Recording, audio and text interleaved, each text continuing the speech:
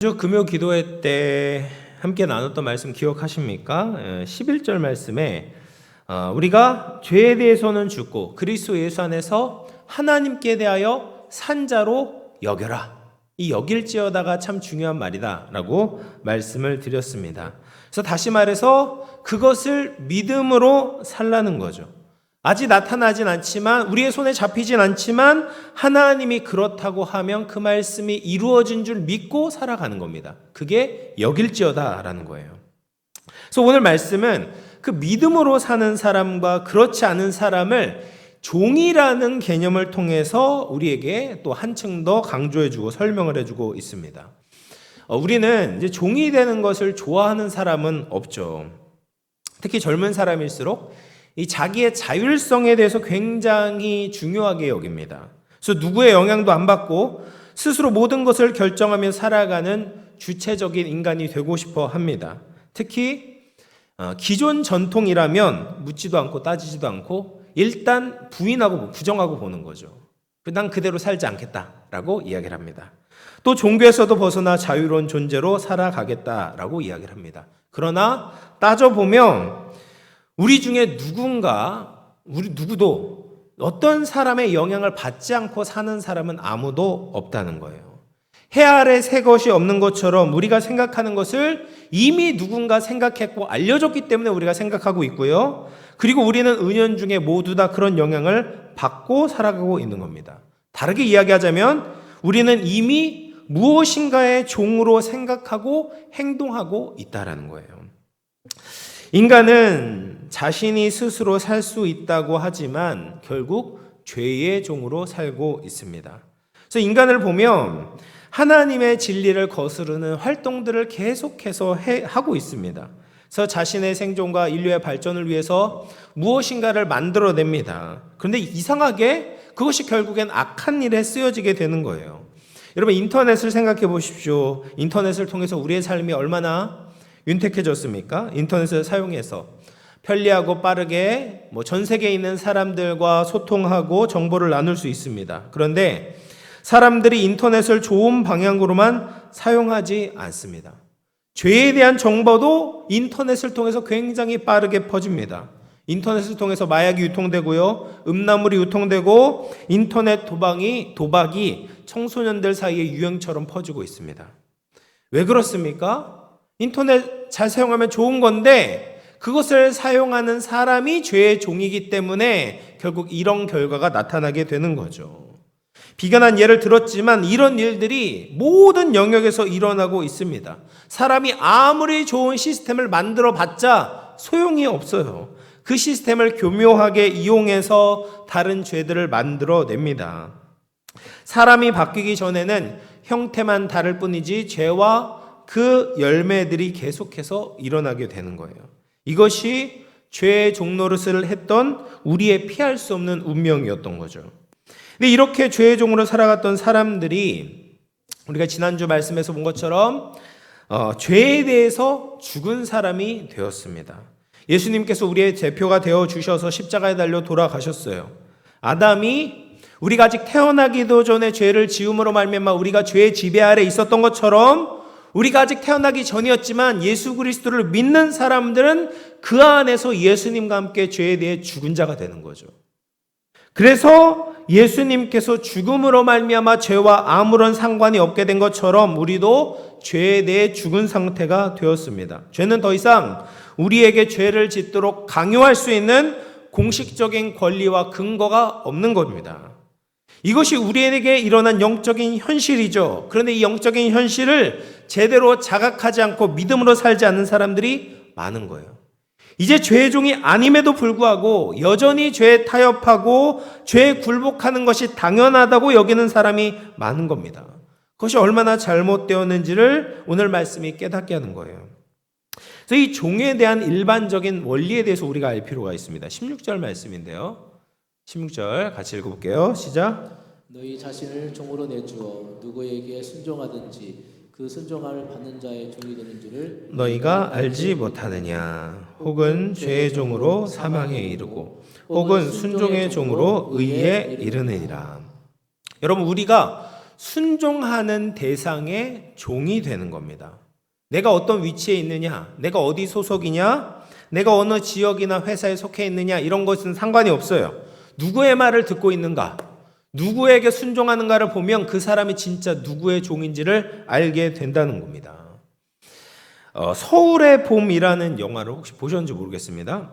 1979년에 12.12 사태의 역사를 근거해서 영화로 만든 겁니다. 그래서 이 전두환 대통령을 이제 모티브로 따와서 전두광이라는 인물이 등장을 합니다. 보안사령관의 전두광이라는 사람이 참모총장을 불법적으로 체포를 하려고 합니다. 근데 최규하 대통령이 허락을 안 해주니까 군대를 동원해서 무력으로 그 일들을 진행시키는 거예요. 그런데 이것을 보고 이것이 잘못됐다라고 막으려는 사람이 있었어요.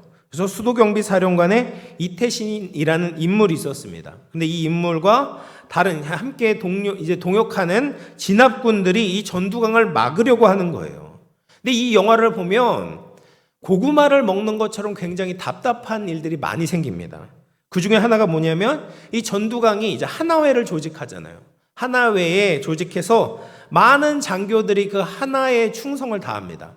하나회에 충성을 다하는 것이 아니라 군대에 충성을 다해야 되잖아요. 군대 지휘관에게 충성을 다해야 됩니다. 근데 하나회에 충성을 하는 거예요.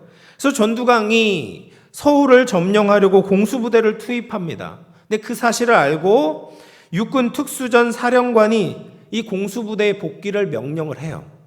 그러면 직속상관인 공수전 사령관의 명령을 들어야 되는데 이 사람들이 그 명령을 듣지 않는 겁니다. 전두광의 이야기를 듣고 서울을 점령하는 거예요. 그렇게 해서 이제 쿠데타가 성공하게 되는 겁니다. 여러분 참 안타까운 일 아니겠습니까? 마땅히 순종해야 할 대상에 순종하는 것이 아니라 불의한 대상, 불법적인 대상에 순종을 하는 거예요. 근데 이 결과가 결국에는 나쁜 결과로 이어지게 되는 거죠. 신앙적으로 보면 우리는 이미 실제로 죄의 지배에서 벗어났는데 여전히 죄의 말을 듣고 있는 거예요. 하나님의 말씀을 들어야 되는데 죄의 말을 듣고 있는 겁니다. 예수님께서 우리를 죄의 종으로 벗어나기 위해서 모든 희생을 다 치르셨잖아요. 그런데 여전히 죄의 종으로 살고 있는 겁니다. 깨끗하게 씻겼는데 다시 더러운 곳에 들어가는 거예요. 우리가 지었던 모든 죄의 이력들을 다시는 기억하지 않겠다라고 말씀하신데 다시 죄의 이력을 계속해서 기록해서 써 내려가고 있는 겁니다. 이렇게 되면 하나님께서 우리를 구원하신 그 구원의 목적을 헛되게 만드는 안타까운 일들이 일어나게 되는 거죠. 그러면 왜 우리는 자꾸 죄의 종로를 타려고 하는 것일까? 12절 말씀 보시면 같이 읽어볼게요. 시작. 그러므로 너희는 죄가 너희 죽을 몸을 지배하지 못하게 하여 몸의 사욕에 순종하지 말고. 여러분 우리가 자꾸 이제 죄의 종로를 타려고 하는 이유가 있습니다. 첫 번째는 죄가 여전히 왕성하게 살아 있다는 거예요. 우리가 예수 그리스도와 함께 죄에 대해서 우리는 죽었어요. 근데 죄는 여전히 왕성하게 활동하고 있습니다. 그 힘이 너무 막강해서 이 세상에 죄의 종로를 타는 사람들이 많습니다. 심지어 교회 안에도 죄의 종로를 타는 신자들, 성도들이 있는 거예요. 그래서 우리 주위에 그런 죄의 종들이 주의 종이 아니라 죄의 종들이 있기 때문에 그들을 보면서 나도 죄의 종으로 살아가도 괜찮은 것처럼 생각이 드는 겁니다. 오히려 우리 주님의 종으로 사는 사람들이 적고 죄의 종으로 사는 사람들이 대다수이기 때문에 그렇게 사는 것이 이상한 것처럼 느껴지는 거예요.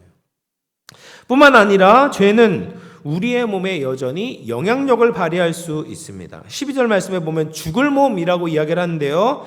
이 죽을 몸이라는 것은 언젠가는 죽어서 흑으로 돌아갈 우리의 육체를 가리킵니다. 근데 우리가 거듭난 것은 우리의 영혼이 거듭났지 우리의 몸은 아직 완전히 구원에 이르지 못했어요. 그래서 우리의 속사람은 죄의 집에서 자유하지만 우리의 몸에는 이 죄의 영향력이 여전히 남아 있는 겁니다. 그래서 우리가 죄의 영향을 받는 이 부패성이 우리 몸에 남아있는 거예요. 그래서 우리가 나이도 들고 몸도 약해지고 병이 들고 죽게 되는 것도 죄의 영향력이 우리 몸에 작용하고 있기 때문에 그런 것이죠. 뿐만 아니라 우리 몸에 본능이 있는데 이 본능이 부패한 성향이 있기 때문에 죄로부터 유혹을 받는 것이 너무나 쉽습니다. 그래서 우리 몸에 있는 이 본능이 죄의 유혹을 받아들이게 되면 그것이 악한 정욕으로 바뀌게 돼요. 본능 자체는 나쁜 것이 아니지만 죄의 유혹에 넘어가면 그것이 오늘 본문 22절에 보면 몸의 사욕이다라고 이야기를 해요. 몸의 사욕입니다. 그래서 몸은 다양한 지체로 구성되어 있잖아요. 손도 있고 발도 있고 눈도 있고 코도 있고 여러 가지 지체들로 우리의 몸이 구성되어 있습니다. 뿐만 아니라 성향, 재능, 상상력처럼 보이지 않는 정신 세계까지도 지체에 포함이 되어 있어요. 근데 마귀는 죄의 힘을 이용해서 우리의 본능을 충동질해서 죄를 범하게 만들려고 하는 겁니다. 골로새서 3장 5절 말씀 보시면 그러므로 땅에 있는 지체를 죽이라. 곧 음란과 부정과 사욕과 악한 정욕과 탐심이니 탐심은 우상 숭배니라. 그래서 이 땅에 있는 주체라는 그러니까 우리 몸이 나쁘다는 것이 아니라 자꾸 이 몸을 통해서 이 몸의 사욕에 이 지배당하도록 자꾸 만들기 때문에 그런 몸을 죽여라 라는 것이죠. 그래서 사도는 우리에게 이런 것들을 버려라. 음란과 부정과 사욕과 정욕과 탐심을 버려라 라고 말을 합니다. 여러분 우리가 평소에는 음란에 대해서만 생각하면 음란은 생각을 안 하죠. 근데 세상을 살아가다 보면은 이 음란한 콘텐츠들이 너무 많이 있어요.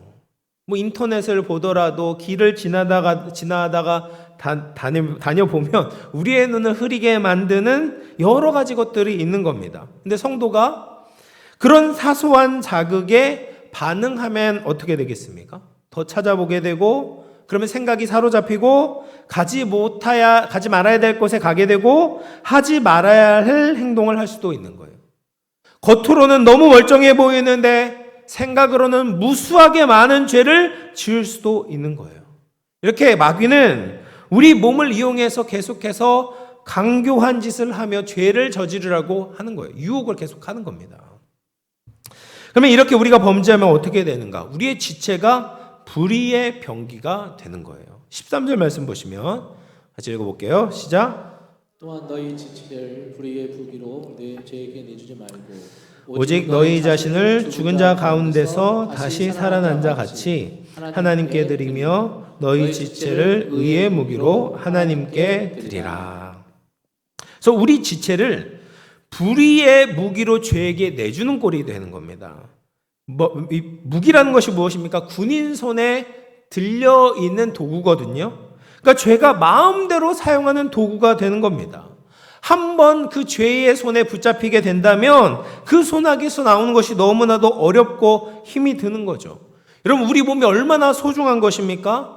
우리는 영혼만 하나님을 섬기고 사랑하는 사람들이 아니에요. 영혼과 몸이 함께 하나님을 사랑하고 하나님께 영광을 돌리는 삶을 살아가야 되는 거예요. 우리의 영혼이 하나님에 대한 갈급함이 아무리 있다고 해도 우리의 몸이 죄의 병기가 된다면 구원의 유익을 제대로 누릴 수가 없습니다. 어떤 사람들은 막연하게 이렇게 생각합니다. 하나님이 나를 사랑하시니까 나는 이미 구원받았으니까 내 몸은 어떻게 해도 괜찮겠지. 난 오랫동안 신앙생활했고 난 직분도 가지고 있으니까 어떤 환경에 내 몸을 노출시켜도 괜찮겠지. 나를 지켜주시겠지. 이런 식으로 막연하게 생각하는 사람들이 있어요. 근데 그렇게 하면요, 우리가 하나님의 백성답게 살아갈 수가 없습니다. 우리 지체를 거룩하게 지키려고 노력하지 않으면 하나님을 사랑하는 마음이 사라져버리게 되는 거예요. 주님을 위해 살고자 하는 열망이 사라지게 되는 겁니다. 예수님을 위해 사는 것이 아니라 몸의 사욕에 우리의 인생을 맡기게 되는 거예요. 한 기사를 보니까 한 남성이 이제 구속이 됐는데 왜 구속이 됐나 보니까 이 남성이 이 여성들에게 이제 주문을 받는 겁니다. 어떤 것을 조사해달라. 뭘 조사해달라고 주문을 받았냐고 보니까 자기의 남자친구나 남편이 유흥업소에 출입하는지를 조사할 수가 있는 거예요. 그래서 그 조사를 해주고 대가를 받은 거예요. 이게 불법이죠. 그 대가를 받은 그 남성이 이제 구속이 됐다. 그러니까 얼마나 많은 여자들이 자기 남편을 못 믿는 거죠. 자기 남자친구를 못 믿는 거예요.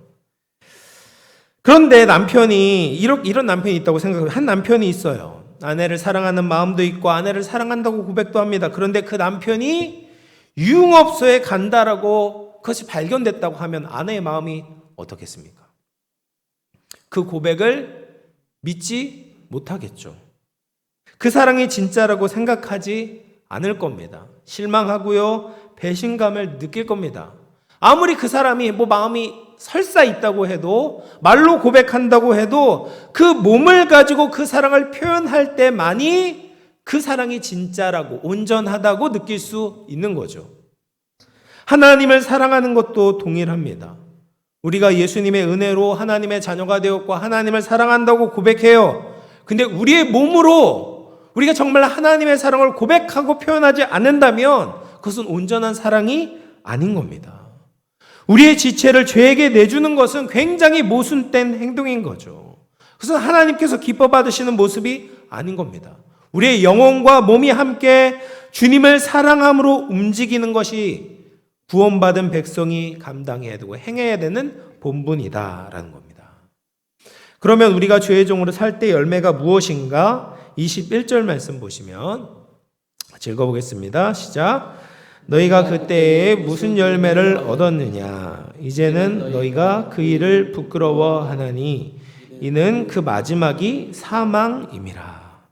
여러분, 우리가 죄의 종노릇하게 되면 우리가 어떤 열매를 얻게 되냐면 부끄러운 것밖에는 얻을 것이 없다라고 이야기를 합니다. 예수님을 믿었는데 세상 사람과 똑같은 거예요. 주님을 기쁘시게 할 만한 것이 아무것도 없는 겁니다. 자기도 고개를 들지 못하고 예수님도 한숨이 나오고 안타까워 하시는 거죠. 왜냐하면 그 사람에게서 사망의 모습이 보이는 겁니다. 영적으로 죽어있는 사람처럼 보이는 거죠. 그리고 그 사람을 통해서 또 다른 사람이 죽음을 맞이하게 됩니다. 예수 믿는 사람의 특징이 보이지 않으니까 그 사람을 통해서 그 어떤 사람도 예수님을 믿어야 되겠다는 소망이 생기지 않는 거죠. 오히려 그 사람 때문에 예수님을 더 거부하게 되는 겁니다. 하나님 나라에 방해가 되는 거죠. 차라리 그 사람이 없었으면 더 나을 것처럼 느껴지는 거예요. 얼마나 안타까운 인생입니까? 원래 우리 성도들은 어떻게 살아야 됩니까? 거룩한 삶을 살아가야 되는 거죠. 하나님이 우리를 거룩하도록 구원하셨습니다. 거룩이라는 것은 하나님께 쓰임받는다는 거예요. 하나님의 기쁨이 되는 겁니다. 하나님 나라에 도움이 되는 거죠. 하나님의 사랑이 그 사람을 통해서 계속해서 전달되는 거예요. 그래서 우리 가족도 구원받고 친구와 이웃들도 영원한 생명을 얻도록 해야 되는 거죠.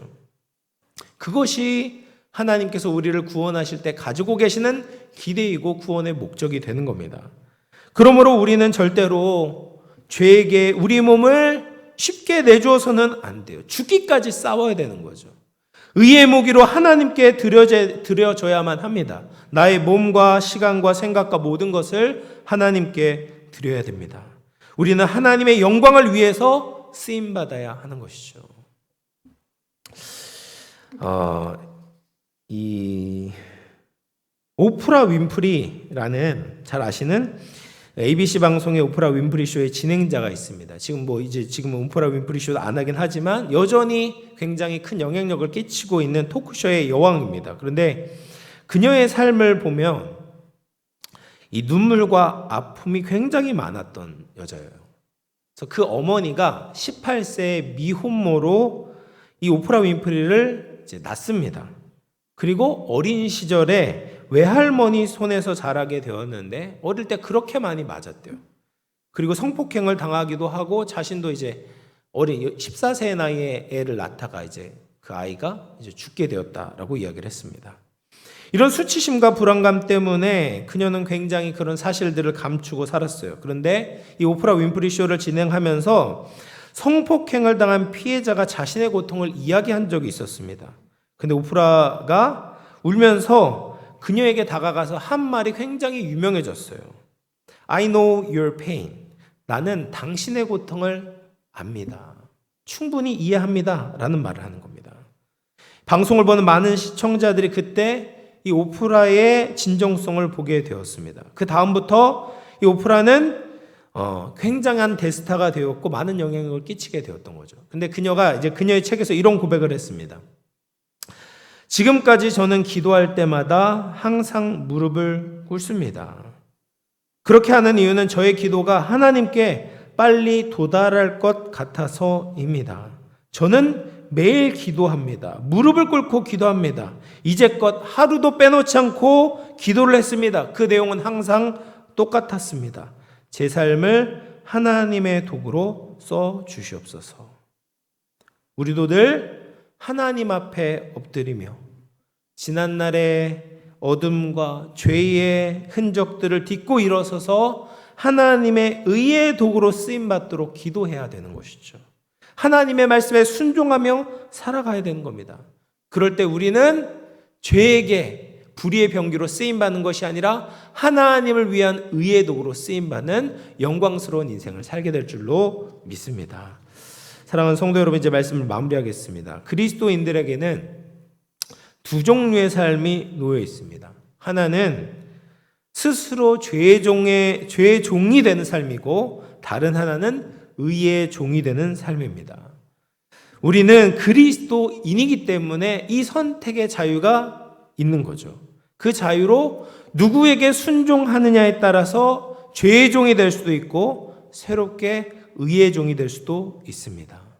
그리스도인은 새로운 주인이신 예수님을 위해서 살도록 끊임없이 결단하고 엎드려야 하는 것입니다. 우리 모두 죄의 종으로 사망의 향기를 내는 것이 아니라 예수님 안에서 순종으로 말로 다 할 수 없는 평강과 기쁨과 생명의 향기를 뿜어내는 저와 여러분들 될 수 있기를 주님의 이름으로 축원을 드리겠습니다.